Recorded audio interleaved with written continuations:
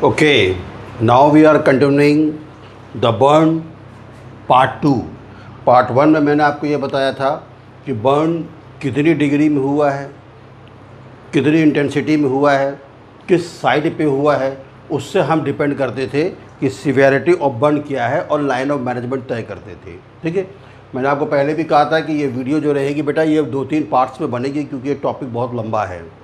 ठीक है, अब यहाँ पर हम बर्न पार्ट 2 में इसलिए बात कर रहे हैं कि जलने के बाद when there will be severe burn होने के बाद मान लो 50 डिग्री बर्न है, 60 डिग्री बर्न है, 70 डिग्री बोल रहा हूँ, 60% बर्न है, 70% बर्न है, so that comes under 3rd degree burn, that is a full thickness burn. ये मैंने आपको फर्स्ट पार्ट में बता दिया था।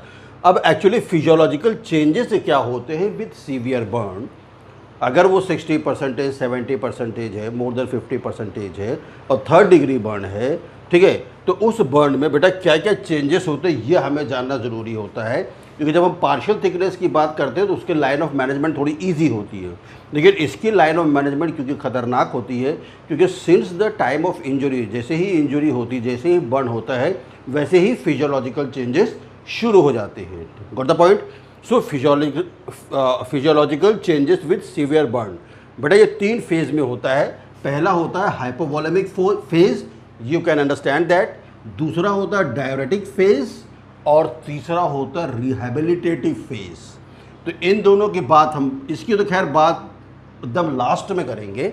अभी आपको पहले हम ये बताते हैं कि जो वोलेमिक फेज़ है ये शुरू कब होता है, लिखा हुआ है initiates at time of injury and last for 48 to 72 hours, यानी कि जिस समय पेशेंट जलना शुरू हुआ, ठीक है, उस समय से लेकर ये फेज़ 48 to 72 आवर्स तक रहता है। दूसरा फेज़ है डायरेटिक फेज़, ये बेटा इस फेज़ के बाद शुरू होता है। तीसरा फेज़ है रिहेबिलिटेटिव फेज़, वो इस फेज़ के बाद शुरू होता है, इसलिए इसका नाम फेज़ दिया गया हुआ है। ठीक है, तो अपन पहली फेज़ की बात करेंगे जो at the time of injury and last for 48 to 72 hours, उस 48 से 72 घंटे में होता क्या है। And being as a nurse, being as a medical personal, being as a primary care provider, आपके पास ओपीडी में पेशेंट आता है तो अपन क्या क्या चीज़ पहले हमको उसके अंदर नोटिस करना है। तो बेटा हाइपोवोलेमिक फेज़ में होता क्या है, there is a rapid fluid shift. ध्यान देंगे, बहुत ही इंपॉर्टेंट टॉपिक है ये, बहुत ही important. Rapid fluid shift from the vascular compartment to the interstitial compartment, यानी कि जब 3rd डिग्री बर्न हो रहा तो आपको पता है कि सेकंड लेयर डर्मिस में ही क्या है, ब्लड वेसल्स है।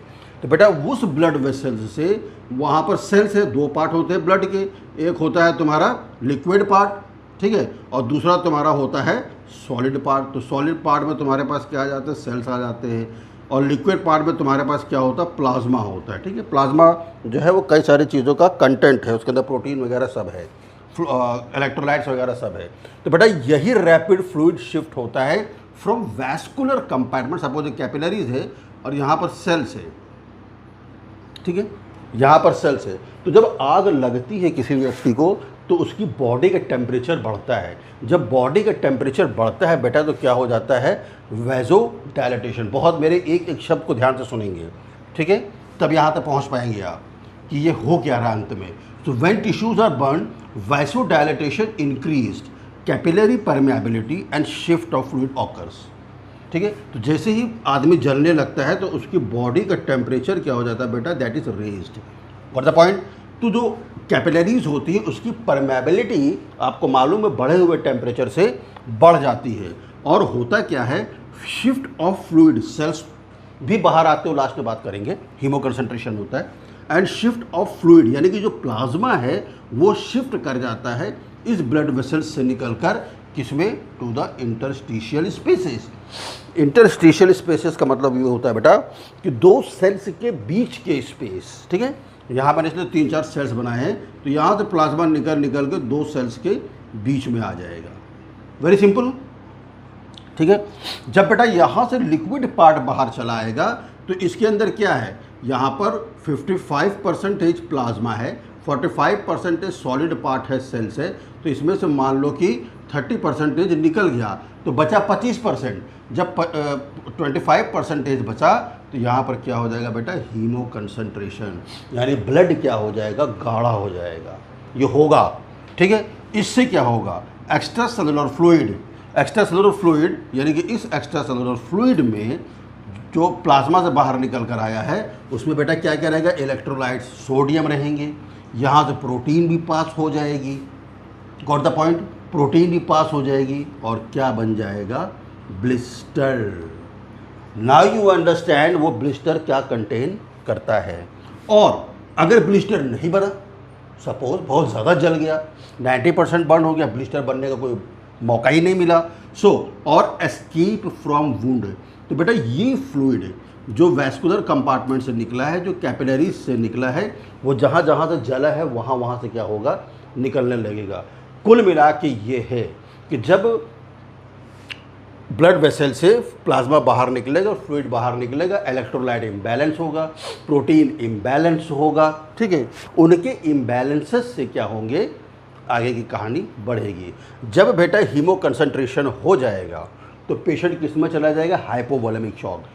जो फ्लूइड सेल्स के बीच में है उसके वॉल्यूम को अपन तो खैर नापते तो वैसे नहीं है, लेकिन जो ब्लड के उसको हम लोग क्या बोलते हैं, इंट्रावैस्कुलर वॉल्यूम। इंट्रावैस्कुलर वॉल्यूम यानी कि जो वेसल्स के अंदर वॉल्यूम है वो वॉल्यूम डिप्रीव्ड हो जाएगा, वो वॉल्यूम घट जाएगा। जब वो वॉल्यूम घट जाएगा तो पेशेंट किस में चला जाएगा, हाइपोवोलेमिक शॉक में। समझ गए मेरी बात? ओके, जब हाइपोवोलेमिक शॉक में जाएगा बेटा तो चूंकि यहाँ हीमो कंसंट्रेशन हो चुका है पहले से ही, तो ब्लड जिस स्पीड से किडनी तक पहुँचना चाहिए उस स्पीड से किडनी तक नहीं पहुँचेगा, तो रीनल फंक्शन क्या हो जाएगा, डिप्रीव्ड हो जाएगा या क्या हो जाएगा, कम हो जाएगा। मेरी बात समझ गए आपने? What the point? जब बेटा अब आपको मालूम है रास आपने पढ़ा है, रेनिन एंजियोटेंसिन सिस्टम आपने पढ़ा ही हुआ है। ठीक है, सो जब रीनल फंक्शन कम हो जाएगा तो पेशेंट किस में चला जाएगा, हाइपोटेंशन में। जैसे ही पेशेंट हाइपोटेंशन में जाएगा वैसे ही पेशेंट किस में चला जाएगा, ओलिगूरिया। ओलिगूरिया मतलब होता है scanty amount of urine pass. ठीक है, जहाँ पर मोर देन मतलब 50 ml but not less than not more than 150 ml in 24 hours and not less than 50 ml, तो ओलिगूरिया हो जाएगा, यानी कि यूरिन आउटपुट क्या हो जाएगा, लो हो जाएगा। हालांकि रास सिस्टम एक्टिवेट रहता है इसको करने के लिए, लेकिन अब चूंकि या तो वॉल्यूम ही नहीं बचा हुआ है तो कैसे होगा, तो ओलिगूरिया से किस में रिजल्टेड हो जाएगा, anuria. Anuria is the absence of the urine, यानी कि अब आप जो पेशेंट का जो है वो किडनी पूरी तरीके से क्या हो चुका है, क्योंकि वहाँ ब्लड पहुँच ही नहीं रहा है। व्हेन देयर विल बी एनूरिया तो अनइवेंचुअली पेशेंट विल डेथ। तो बेटा ये कुछ समय का पीरियड होता है जब हम लोग ट्रीटमेंट वाले पार्ट में, पेशेंट विल बी बेटा इवेंचुअली डेथ। ठीक है, now due to fluid shift क्या हो जाएगा, हाइपोनेट्रीमिया। भाई बेटा ये तो जो क्या बोलते हैं सोडियम है, ये तो बाहर आ ही रहा है, तो हाइपोनेट्रीमिया। ठीक है, हाइपरकैलीमिया, तुम्हें मालूम है कि जो सबसे ज़्यादा सेल्स के अंदर पाया जाने वाला जो इलेक्ट्रोलाइट है that is potassium, that is potassium. तो पोटेशियम का लेवल बढ़ जाएगा, दिस इज़ ऑल्सो डेंजरस। ठीक है, हाइपोप्रोटीनीमिया, बेटा जब ये प्लाज्मा बाहर आ रहा है तो एल्बुमिन बाहर आ ही रहा है, प्रोटीन बाहर आ ही रहा है, तो हाइपोप्रोटीनीमिया। ठीक है, नेगेटिव नाइट्रोजन बैलेंस, जो भी नाइट्रोजन बैलेंस है जो इंट्रावैस्कुलर वॉल्यूम होना चाहिए वो किस में चला जाएगा, नेगेटिव में चला जाएगा। जैसे ही नेगेटिव में जाएगा बेटा तो मेटाबॉलिक एसिडोसिस होने लगेगा। मेटाबॉलिक एसिडोसिस होगा और पेशेंट को क्या होगा, डिहाइड्रेशन होगा। ठीक है, अभी ख़त्म नहीं हुआ है, इसके आगे की स्टोरी अभी और है। ठीक है, got the point, patient will go into dehydration. ठीक है, थोड़ा सा ऊपर से मिटा दूं, आप लोग इसको पॉज। यहाँ पर क्या होगा, हीमोलाइज, आगे चल के हीमोलाइज भी हो सकता है। हीमोलाइज इसलिए हो सकता है क्योंकि जहाँ पर बर्न हुआ है वहाँ से आरबीसीज निकल के क्या होगा बेटा, आरबीसीज डैमेज हो जाएंगे और कहाँ ट्रैप्ड हो जाएंगे, वूंड में, ट्रैप्ड इन वूंड। देख रहे हो कितनी प्रॉब्लम हो रही है 48 से 72 घंटे में। ठीक है, इस कंडीशन में बेटा पेशेंट को हीमाचूरिया भी हो जाएगा।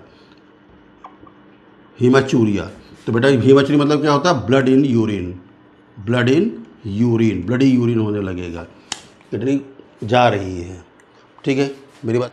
तो बेटा यही होता है, जब बर्न होता है पेशेंट बॉडी का टेम्परेचर बढ़ जाता है, ठीक है। मेटाबॉलिक जो मेटाबॉलिज्म होता है वो मेटाबॉलिज्म इंक्रीज़ हो जाता है, इंक्रीज मेटाबॉलिज्म।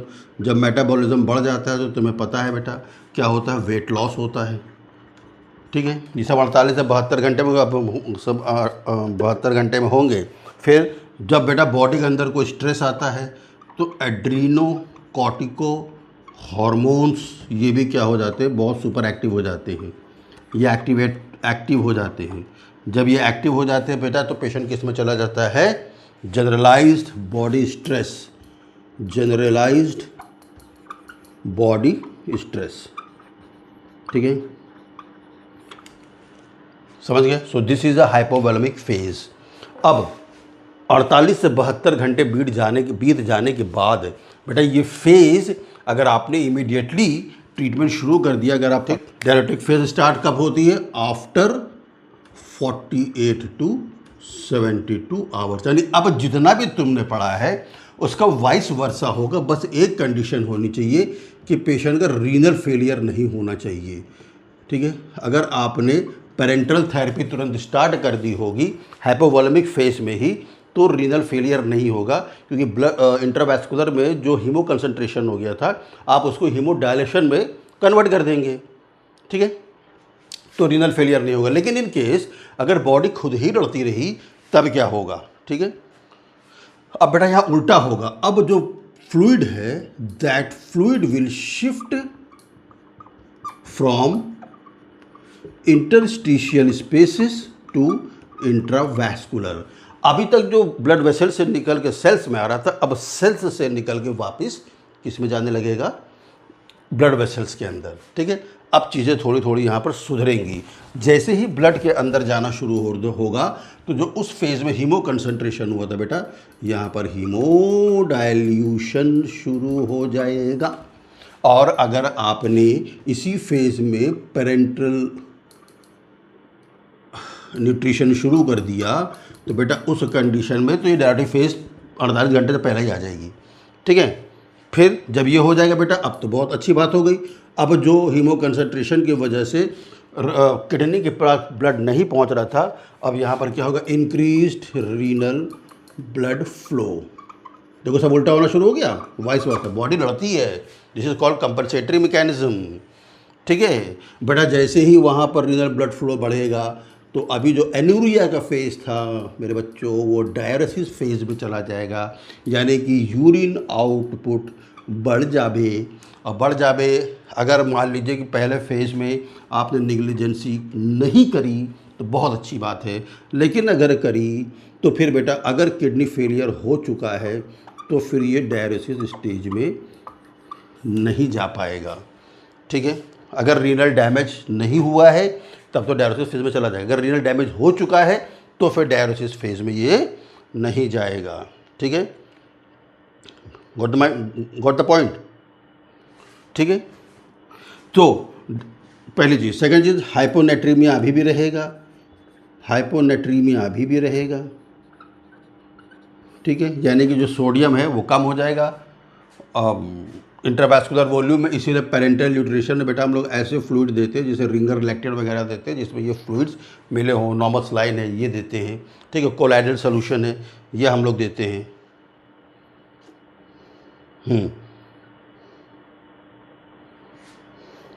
ठीक है।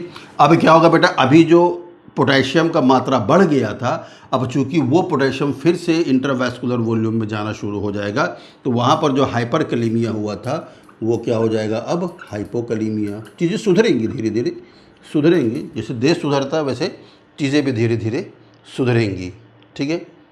चलो ठीक है, लेकिन बेटा इन सब करने में लॉस ऑफ प्रोटीन होता ही रहेगा क्योंकि कैटाबॉलिज्म का प्रोसेस ज़्यादा चल रहा है, ठीक है। इस वजह से हाइपोनेट्रीमिया तो रहेगा ही रहेगा, ठीक है, हाइपोनेट्रीमिया रहेगा ही रहेगा। Got the point.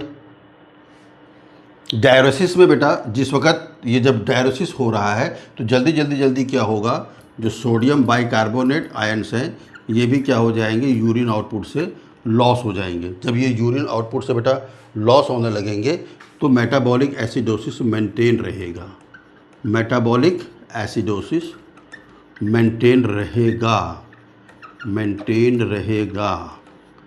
Got the point? दोनों ही कंडीशन है, मेटाबॉलिक एसिडोसिस मेंटेन रहेगा। और उसके बाद क्या होने लगता है? Stress ulcer, stress ulcer, stress ulcers develop. ठीक है, इतनी बात समझ गए? Got the point? सो बेटा इस डायरेटिक फेज में पेशेंट एक्यूटली इल रहता ही है, एक्यूटली इल रहता है। पेशेंट को एनीमिया डेवलप हो सकता है, ठीक है, पेशेंट माल नरिश्ड हो सकता है। ये सुनने में छोटा लग रहा है, अरे एनीमिया ही तो है, अरे माल नरिश्ड ही तो है, ठीक है, लेकिन इतना छोटा ये नहीं है बेटा।